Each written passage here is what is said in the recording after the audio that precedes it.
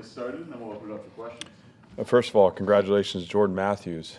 Just got the word that he was called up from the practice squad with the Panthers, and just excited for him. A great member of our community and alum whose career has been so impressive and continues here forward. So congrats to him, and we'll be pulling for him.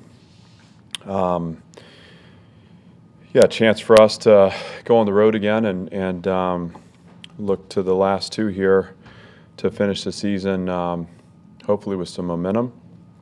I'm excited for the opportunity to compete against South Carolina. I think this is a team, obviously I know they're not pleased with where they are in terms of their record. There's still a lot of skill on that field, and there's good players.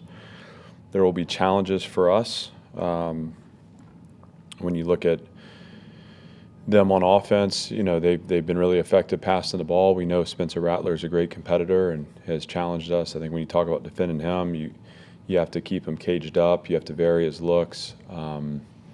He's got some talented people that he's throwing the ball to as well, and that'll create some matchup challenges for us, but excited for that opportunity. In terms of our offense, I feel like this is a week where we need to pay attention to building chemistry and connection in the passing game.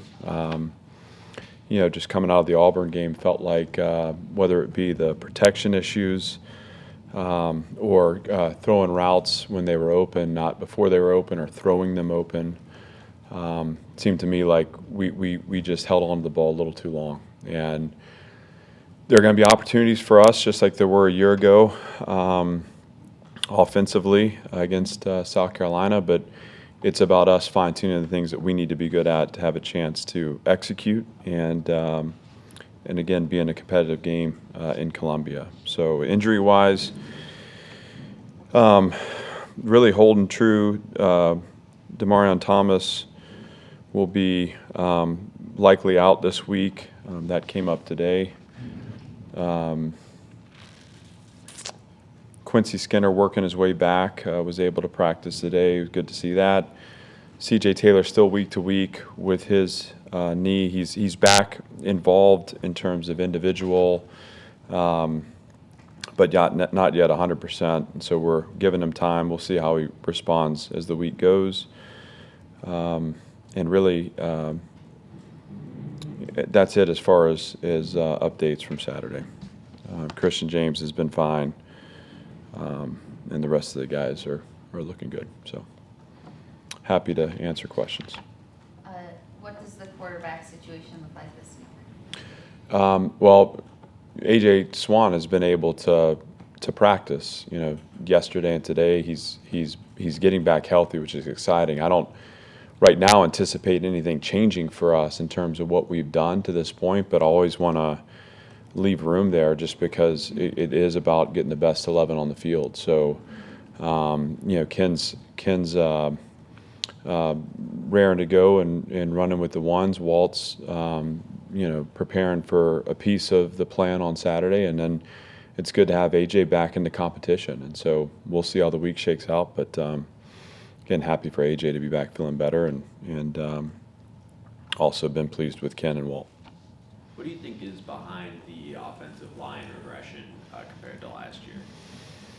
Well, it's a good question. I mean, I as we look at it, you know, we feel really good about the people in that room. You know, we've dealt with the loss of Junior Zebu, who you know, was a starter for us a year ago at tackle, and that's meant we've moved Ashmore out. And, you know, he's playing out of position a little bit at tackle, though I think he's responded admirably and done a nice job out there. You know, we lost a couple other pieces from a year ago, but on the whole, you know, we felt like that group returning intact was going to give us a chance to move the ball offensively in the run game and then in the passing game too. I feel like the protection on the whole hasn't been. I mean, I was really disappointed on Saturday with the level of pressure and then the sacks, obviously too. I felt like Ken didn't have time And, it's frustrating because when you have an open route down the field, and you need your quarterback to work through a progression, there has to be an understanding for the five guys up front plus the running back of how we're going to pick it up. Now, I think some of the run game issues have been a little bit the development of the backfield. I think we're bringing along a couple of freshman backs that are doing a nice job, but are learning about aiming points and learning about how to cram a run for 4 yards that then becomes a breakout. I thought we did that really well a year ago, and I think that's just part of their development. Those guys are also a part of the protection, like I said, and so getting that group of people, those 6 guys, the backs and the offensive line on the same page, is important. But I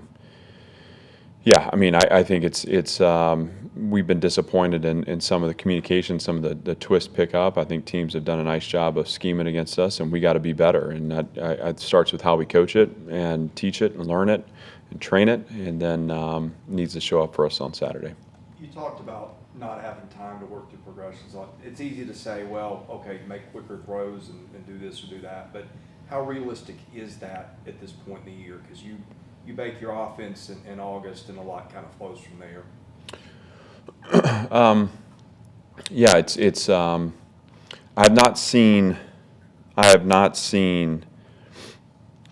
I use the word like consistency to describe that group, that offensive line group, where it's and our protection. And at times we have provided ample time to get the ball down the field, and we've been able to be explosive as a result. Other times, again, and it seems like it comes on us in waves, we are not on the same page, we cut somebody loose.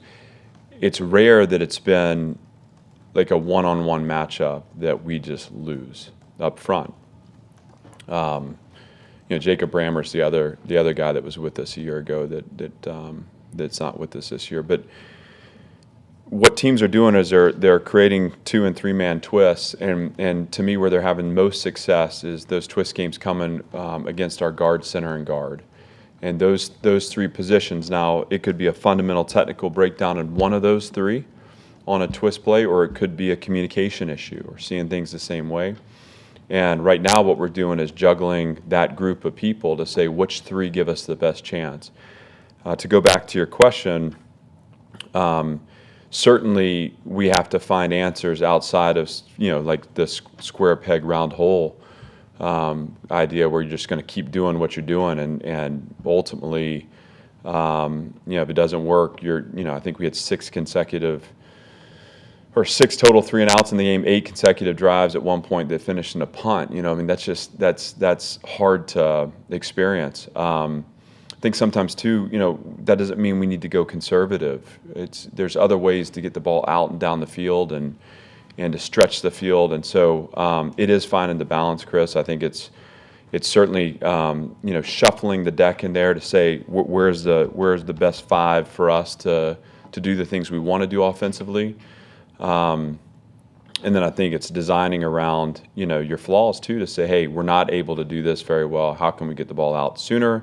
How can we create other options for the quarterback? I think when we went into the Georgia plan, it was all about how we use the backs to chip protect and try to make sure that we're not leaving anyone on an island. And I felt like we had success doing that. We've shifted gears a little bit that way to say, how do we get the ball out of the quarterback's hand by getting 5 out, and using 5-man protection a little more. It's the give and the take, and there's no quick fix. I think it's trying to enhance in all those areas, but certainly we take ownership of the design to design it better so that we can have success. I'm looking at your depth chart. Your first 4 backs were all under 200 pounds. Does that make a difference in terms of what you can do with in terms of pass pro coming from those guys? We expect those guys to be able. Yes, you're not wanting to put like full slide and put them on a defensive end, right? At 220, 230 pounds, you're going to see more of that. But we expect those guys to be able to nose up a second level blitzer. Like that's not something that we we shy away from. Sometimes, especially with the young guys, like we had a play, a sack. In fact, it was the fumble where we Ken fumbled the ball on the pressure. It was a delayed entry by the linebacker, and that's just again a young back in the backfield making assumptions about the linebacker's lack of early pressure and getting into a release. And in those situations, again, what happens when you don't have the trust, if you're Ken, is you start to speed up your process and your progression. And so some of those things we're learning through the experience of it. Certainly, we don't put the backs in positions where they're blocking interior linemen or defensive ends, which I've seen done over my career. But we expect them to be able to pick up a second and third level blitzer, and where we've been good at that, those guys have shown the ability to do it. Where we haven't, I think it's less about their physical size and more about their awareness that they're building through the snap exposure. You've mentioned a couple times that there are things you would have done differently about the South Carolina game 2 years ago. That having been obviously your first season and one of your first close losses, is there anything that you kind of learned from that game or that you take from that game now? I'm trying to remember what I was talking about 2 years ago. I think The fourth down. Yeah. decisions. So look, anytime you've got a 3-point lead, and you get to 6 on a field goal, you introduce winning to the opponent, right? Their mindset becomes a touchdown, an extra point gets them the win, and so I think it does shift the approach of the opposing play caller. Yeah, I think in the moment for me it was about, let's set up to defend as much of the field as we can possibly defend, and not leave them within range on a field goal to tie the game was the thought. I don't think those decisions sometimes become, you're right when you're right, you're wrong when you're wrong, and I mean it's just this, not a lot to do about that in hindsight. I do think an aggressive call there is to go for it, and the other part of going for it in that situation, I forget exactly where the ball was. Maybe right on the 12-yard line, I forget. But you are putting them on a long field. And I think inevitably, just like we saw in the Auburn game, and I mentioned this after the game too, when we start possession inside the 15, you recognize that your mistakes are magnified in those areas offensively. So you get them to start a drive backed up, and maybe they're a little more conservative in their thought process.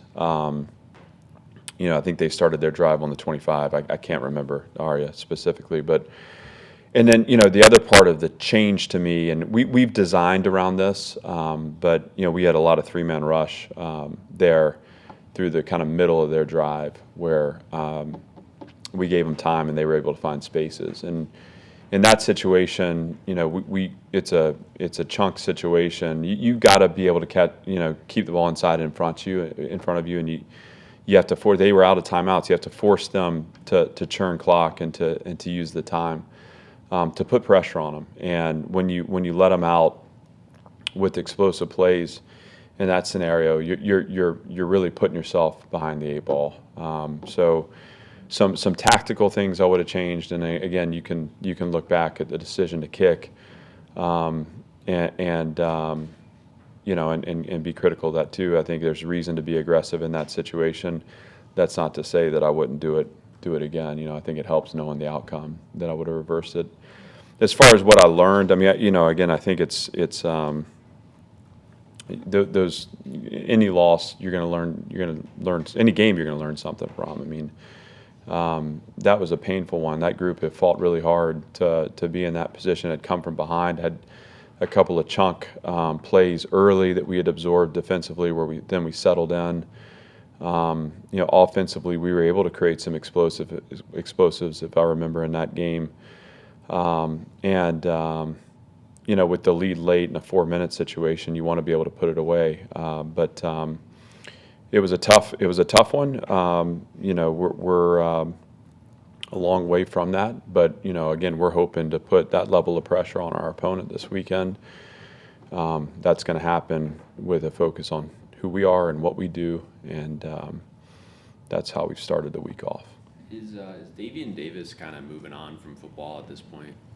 Yeah, he's still around, and obviously emotionally connected, but just has gotten to a point with the knee injury where he wasn't able to do what he needed to do. And he and I spoke about it and spent time. And obviously, this is a guy that's loved football, and football's defined a lot of his life to this point. But he's got so many incredible traits and personality characteristics, and care and concern for people. He's been obviously a leader in this program since I've gotten here, and I think even before I was here was a voice of strength, and he has got a lot of really cool things ahead of him. I think he'd be a fantastic coach, but he's right now looking for opportunities in service of other people, and I'm first of all proud of him and happy for him. But yes, he's not able to continue because of the knee, and sad thing, but also I'm excited for him and what he has down the road. I know there's 2 games left still, but with most of the season done through 10 games, what do you think you've learned from this season? What are kind of your broad takeaways? Yeah, I mean, there's a lot, and for the sake of being able to process totally, I think that this becomes a great conversation on the back end of the final 3 weeks. But I think just to answer the question, because it's a really good question and I appreciate it.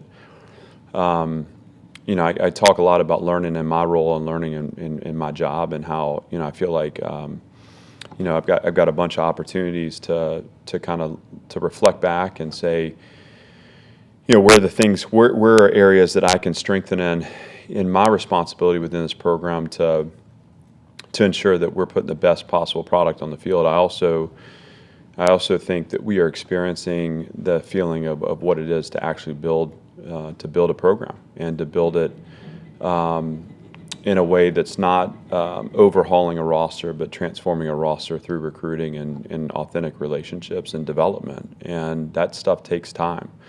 I think we're and I've said this before. We're not set up to be transactional, and that's part of design and intentional, but it's also no different than us building the stadium. We're creating opportunities and resources for this program to modernize it and help it to adjust and adapt to what college football is becoming. And so we will have opportunities to obviously continue to progress the program. Our results have taken a step back. It's been frustrating that way. I think there are underlying stories that tell some incremental growth internally that we're going to obviously look at and celebrate. I think we have a chance to build upon that in the off season, looking in the portal and seeing where there are areas we can add and strengthen. And also strengthening our approach in terms of name, image, and likeness. That's something that modern college football has to incorporate. And my aim since taking the job is that Vanderbilt's a place where you don't have to compromise in anything. And so we don't want to establish a program that undermines or undercuts the ability for our players to have a top 15 education, do it in a city that's a world-class environment, and do it in a football classroom and on the football field in the SEC. We don't want these guys to miss out on chances that our game offers them now with name, image, and likeness. And that's also going to give us some opportunity here to both retain and also add and just continue to strengthen what we have. And so that's kind of a surface response. What we need to do in this program is create competition everywhere. And ultimately, through competition, you're going to get the most and the best out of everyone that you have. We need to be really dialed in and true to that developmental model. And that means in the way we train, the way we teach, the way we learn, the way we coach, that we're bringing guys along that have shown flashes of really strong play that are still young in the program. I mean, we talk a lot about first and second years players on the field for us this year.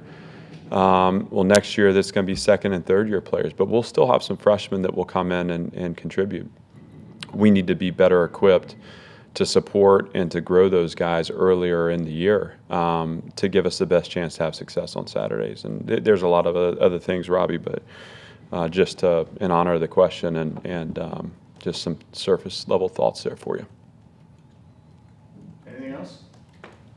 Thank you. Thanks, guys.